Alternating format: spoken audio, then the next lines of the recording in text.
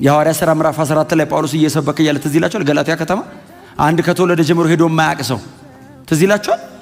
ተነስ ሲለው በኃይልም ዘሎ ቆመ ሲል ወይ ተአምር ነው የሚሉት ኢየሩሳሌም ከተማ ቢሆን። ገላትያስ አምላክ ነህ አሉት። አቀባበል ጎናቸው ያለው ሰው አገልጋይ እንደዚህ አትቀበል በሉት።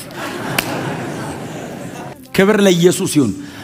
እንደ አምላክ ሲቀበሉት አምላክ አይደለሁም ማለት ነህ አይደለሁም ነህ ጭቅጭቅ ማቅ ነስነሰን አይደለም ይለው አመድ ላያችን ላይ አድርገን ከዚህ ከንቱ ስራችሁ ትመለሱ ዘንድ አምላክ የላከን ባሪያዎቹ ነን። ታዲያ እኔ ባሪያ ነኝ አምላክ አይደለም አምላክ ክርስቶስ ነው ብሎ በጭንቅ አስተውናቸው ይላል። በጭንቅ እንደው ዝም ብሎ አይደለም አንተ እኔ አምላክ አይደለሁም ብለህ የምታስተውሰው በጭንቅ ሊሰውላቸው መጥቶ ነው የሚለው። እንደውም ባይዘው አምላክ ነህ ብለው ብቻ ኮንፌስ አላረጉም። እምነታቸው ስራ ነበረው።